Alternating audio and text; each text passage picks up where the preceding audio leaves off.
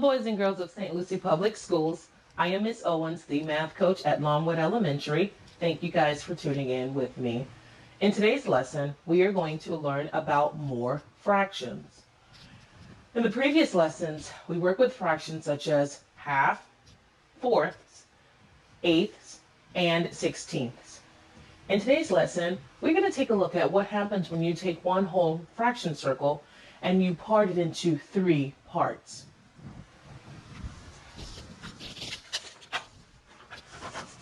Remember, when you are parting fraction circles, each part must be equal in size.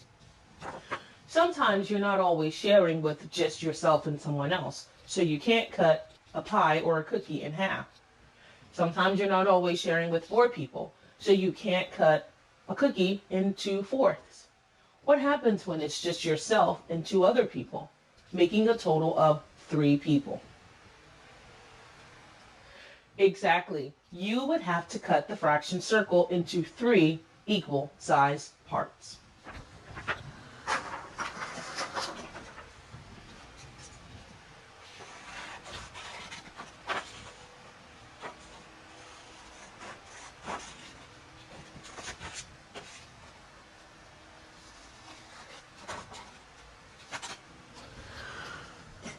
Cutting the fraction circle into 3 equal sized parts, let's take a look at just one of these parts. One of the parts is called 1/3, or just simply a third. Let's take a look at the fraction. The numerator is a 1, because this piece is just one piece. The denominator is a 3, because this fraction piece is a part of a 3-part piece. So the whole was cut into 3 parts. This is one of 3 parts. So let's take a look at the other 2 parts. If I were to write a fraction on my board to reflect these 2 pieces, my numerator would be a 2. And remember, the numerator is the top part of a fraction. My numerator would be a 2 because I have 2 pieces or 2 parts. My denominator would be a 3 because these 2 parts belong to a set of 3 parts. They belong to a set of a whole that was partitioned or parted into 3 equal sized parts. So we have 1/3 and we have 2/3. Now let's talk a bit more. If I were to take these third-sized pieces, one at a time, and fold it in half,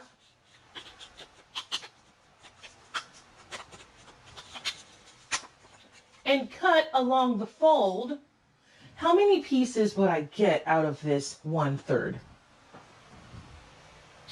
2. Good job. Whenever you take anything and you cut it in half, you end up with 2 parts.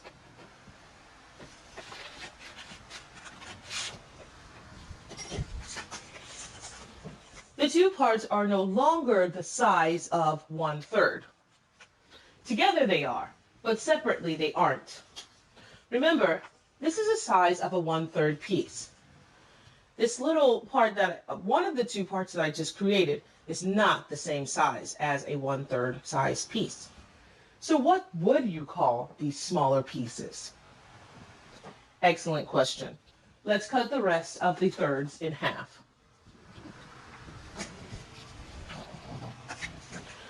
Fold in half, and then we're going to cut.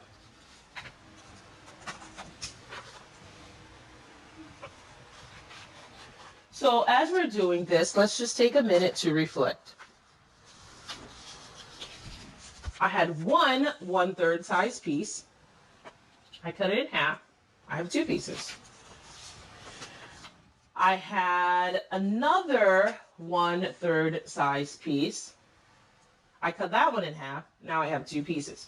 2 pieces from the second 1/3 piece, 2 pieces from the first 1/3 piece. How many pieces do I have so far? 1, 2, 3, 4. I have 4 pieces. I have to cut the last 1/3 piece in half. Fold it in half. How many pieces do you think I'm going to get out of this last 1/3 size piece?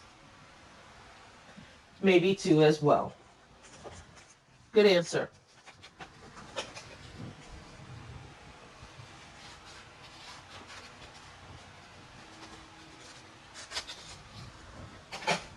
When I cut the last 1/3 piece in half, how many pieces did I get? 2 pieces. So let's go back and review. I started out with 3 parts, 3/3. I cut each one in half. I got 2 from the first one, 2 more from the second part once I cut it in half, and 2 more from the last part. Let's examine that closer. I ended up with 6 parts. I started out with 3 parts, but after cutting each of the third in half, I ended up with 6 parts. Each one of these represent 1/6 of the original circle. Did you know that you can cut a fraction circle into 6 equal-sized parts? Think about it. What if you were sharing a cookie with yourself and 5 other people? That makes a total of 6 of you. How would you cut that pizza in order to share it equally? I cut it into thirds, and then I would cut each third in half, creating 6 pieces, just as we have done here. Now, we're going to go ahead and go back and use a drawing to show what we just made. So we started out with a circle, and when I'm drawing a circle and I am showing thirds, I like to use the alphabet Y to help me draw thirds. So place my dot in the center, and then I will draw something that looks very much like a Y.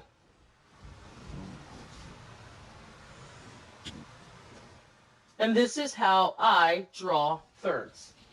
So we started out with a whole circle, and we parted it into 3 equal-sized parts. We know that each one of the parts represents one of 3 parts. If I am just looking at one of the parts, we represent that as 1/3. Remember, the bottom part of the fraction describes how many equal-sized parts the whole has been parted into. The top part of the fraction, or the numerator, is describing the part of the fraction that you're referring to. Let's draw another one so we can get lots of practice with drawing a circle and parting it into thirds. So place my dot in the middle, and from my dot, I'll work on making a Y.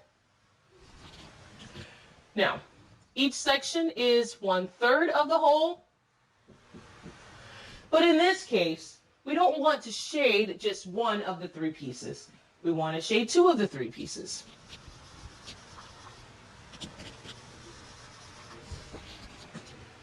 Do you remember the name of the fraction that represents this drawing when I've shaded 2 of the 3 parts instead of just 1? Well, I know that the denominator, or the bottom part of the fraction, is still going to be a 3, because I'm referring to a whole that has been broken into 3 equal-sized parts. Remember, the denominator in a fraction tells you how many equal-sized parts the whole has been broken into. But since I'm referring to 2 of these thirds, I'll put a 2 at the top. So the drawing represents 2/3, and that's the fraction, 2/3. And we're going to squeeze in one more circle at the bottom, place our dot in the center, and start making our Y. And we know that each part represents one of 3 parts, or 1/3. But instead of shading one of those 3 parts, or just shading 2 of those 3 parts, we want to shade all 3 parts.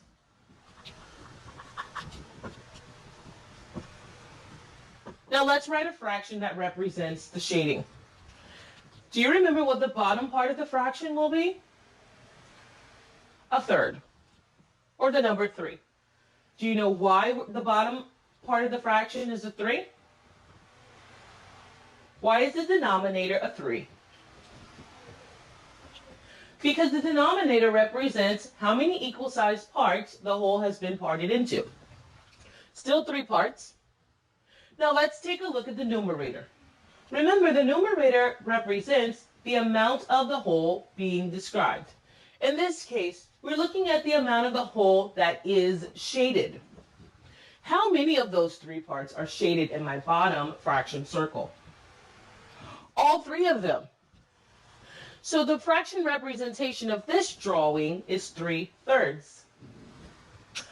Wait a minute. 3/3? That's the whole thing. So is it true that I can also say that this bottom fraction is equivalent to 1 whole? Because if you're looking at all 3 parts of the fraction that was parted into 3, you're actually looking at the whole thing. Good job. Now let's go back and take a look at something else.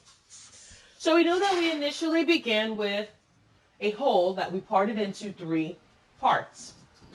We know that each of those parts is called 1/3. But let's go back and take a look at what we did when we started cutting those thirds in half. So we know that we started with the thirds. And I'm going to draw a dotted line to show where we parted the thirds in half. We ended up with 1, 2, 3, 4, 5, 6 parts. The thirds became smaller in size because we segmented those in half. And we ended up with 6 total pieces. Each of these is one of 6 parts. Let's talk about the fraction 1/6. 6 being the denominator, because now the whole has been parted into 6 parts. And when I'm referring to just one of those parts, I would write that as 1/6. Wait a minute. Miss Owens, are you telling me that you can take a third and cut each 1/3 in half and create 6? Maybe. Let's try a little bit more cutting. Do you enjoy cutting? I certainly do. Cutting and folding is a very good way to get a good understanding of fractions. So here we have one whole candy bar. We're going to part or fold this rectangle strip into thirds. Now, unlike halves, you can't just fold it in half. You need to end with 3 equal-sized sections. So let's think about it. What would that look like?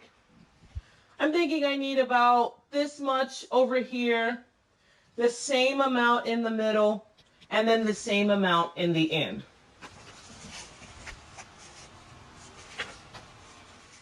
One of the ways that I like to create thirds is by folding the sides in, and then folding the other side in.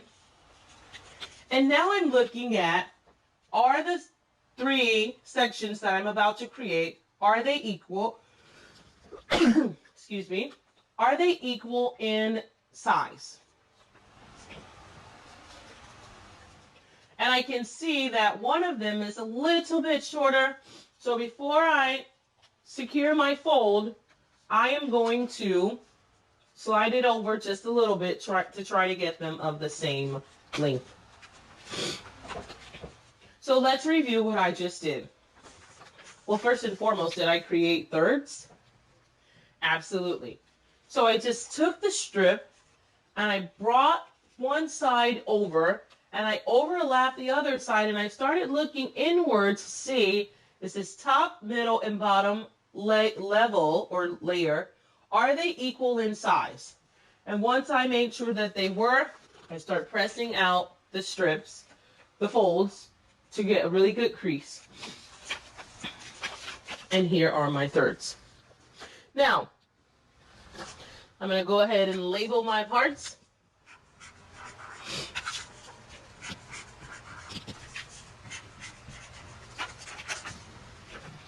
And I am going to take my scissors and cut on the folds.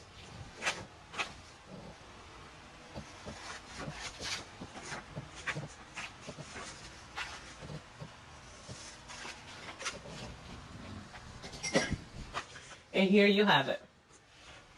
Your 3/3. This is 1/3. Now I have 2/3. And now I have 3/3.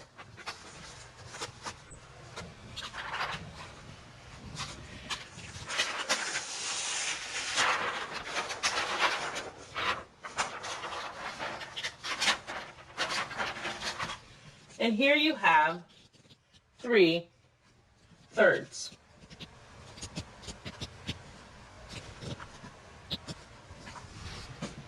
Now we're going to continue to make more fraction strips.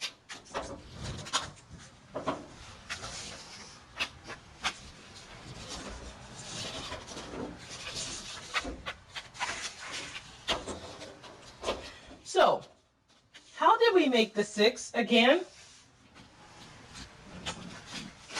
Let's revisit creating the thirds. So again, I want to take my strip, take one side, and bring it over. Miss Owens, do I bring it in halfway? Nope, you have to bring it over more than halfway. Remember, do not fold the ends or press down to make a crease, because right now you need to make sure that your ends are at an even position so that the 3 pieces will be equal in size. See, if I were to press this down, you can see here that this one it's not the same length just yet. So I have to slide it back a little and try pushing it over a little bit more. And at this point, I'm looking at the 3 inside layers, and I'm making sure that they align from end to end the same.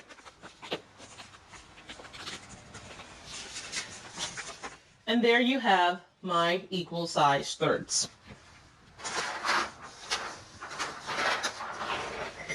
Taking my scissors, I'm going to cut on the fold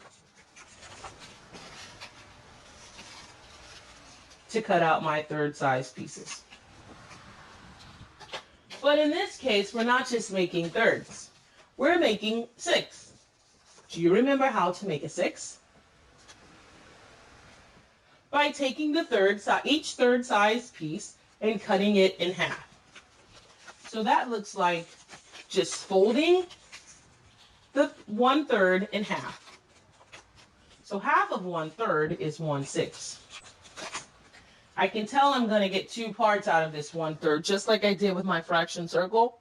And I also can tell that each of the 1/6 size is going to be smaller than one of the 1/3. In fact, it takes 2 6 to make up 1/3. 1/6 and 1/6.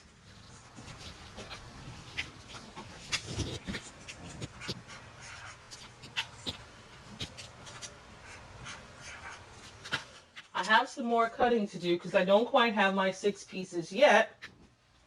I have to take the other 1/3 size pieces, fold in half, and cut.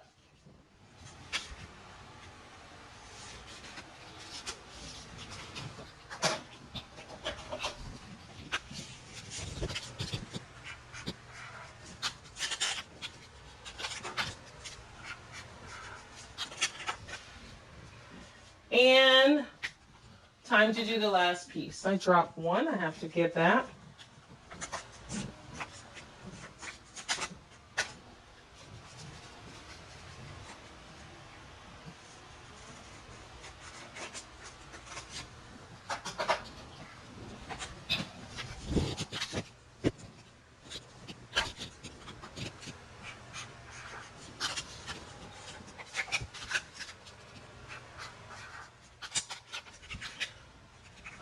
Okay, we're going to try our best to get all of these 1/6 pieces up here so you guys can see exactly why we write them down as 1/6.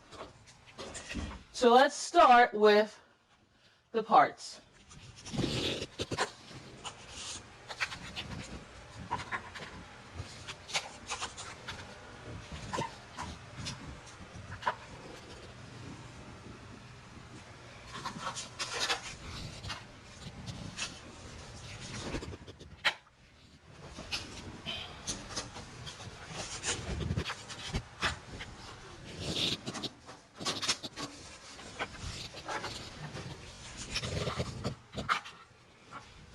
And looking at the pieces, I started out with 1/3, another 1/3, and another 1/3. Each of those parts was one of 3 parts. But when I cut each 1/3 piece in half, I created 2 pieces. So let's say I had 3/3. I cut this one in half and ended up with 2 pieces. Cut this one in half, ended up with 2 more pieces. At this point, I have 2 pieces and 2 more pieces. 2 and 2 is 4. Then I took the 3rd piece and cut that in half and ended up with 2 more pieces. 2 pieces here, 2 pieces here, 2 pieces here. 2, 4, 6. I ended up with 6 pieces. Each of these parts or pieces are one of 6 pieces. So that's why we wrote it as 1/6, one of 6 parts. Let's take a closer look at the 6 fractions.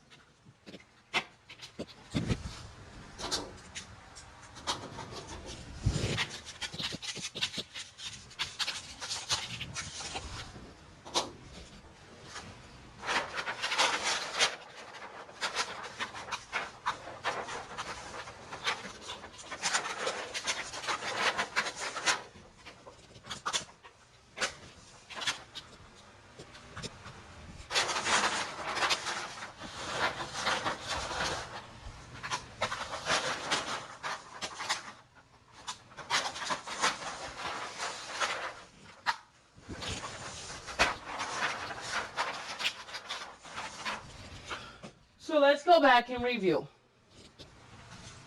I had 1/3. When I cut it in half, I ended up with 2 parts. Then I took another 1/3, cut that one in half, and ended up with 2 more parts. And last but not least, I took the final 1/3, cut it in half, and ended up with 2 more parts, giving me 6 parts of the whole. Each of those represents one of those 6 parts. So let's continue exploring. What happens when you take a 1/6 and you cut that in half? You're going to create 2 smaller pieces just as you did when you took the 1/3 and cut that in half.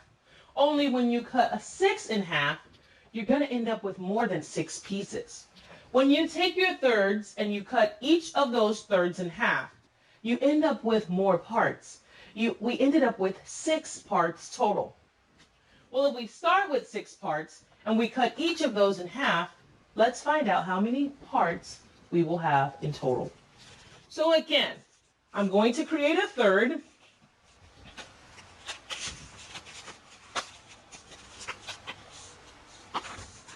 Line up.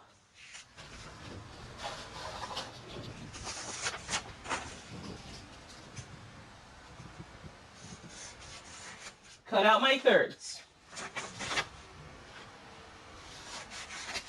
Then we're going to move from 1/3s to 6.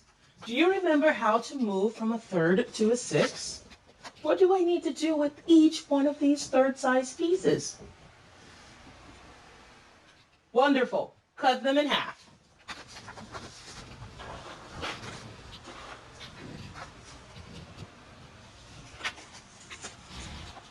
And I'm getting my fold. At this point, I'm just going to get them ready to be cut by folding each one of these in half.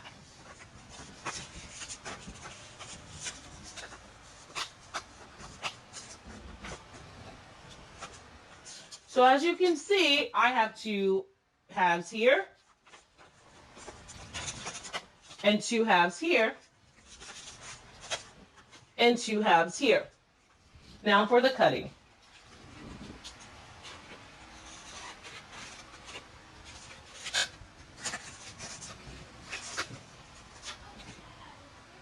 And I'm just cutting on the fold.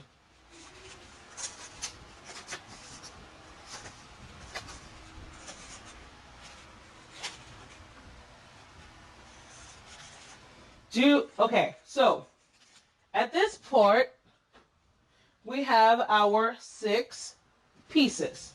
Let's go back and count. 1, 2, 3, 4, 5, 6. Now, if I was to stop here, I would have 6. I would have 6 parts. The whole is divided now into 6 parts. We went from dividing the whole into 3 parts to dividing the whole into 6 parts. But we're going to take each one of these 6 parts and we are going to fold them in half and cut.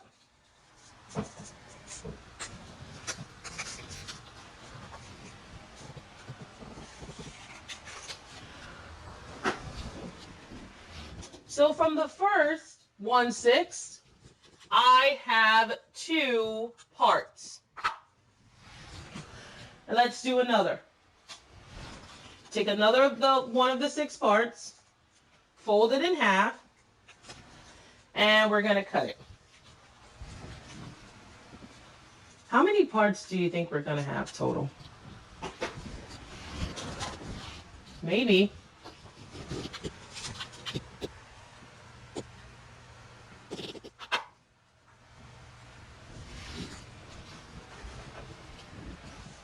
I want you guys to understand as you are cutting out your strips or you're just watching me, you can make fractions as big or as small as you need them to be. All that matters, or the starting point for determining how big or how small, is how many people you plan on sharing with. If I have 6 friends and that I'm sharing with, then I could use 6. But if 6 more friends come up, I'm going to have to take each of those 6 pieces and cut them in half so that everyone could have the same size portion.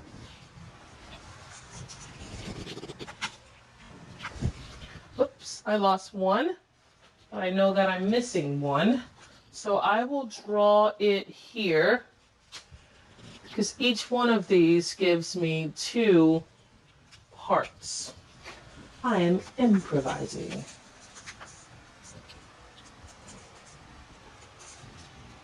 And we're just about finished.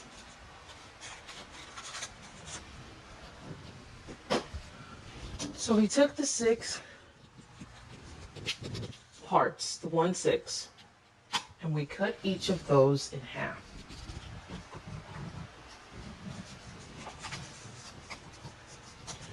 Boys and girls, how many parts did we come up with total?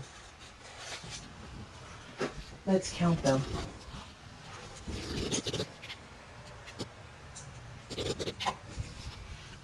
One, 2, 3, 4, 5, 6, 7, 8, 9, 10, 11, 12. If you take 6, 6, 6, and you cut each of those 6 in half, you're going to end up with 12 parts.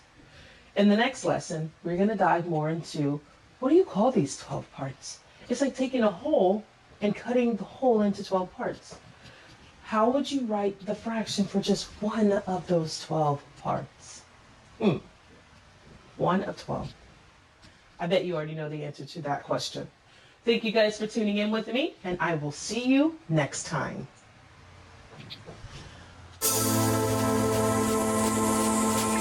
Thank you.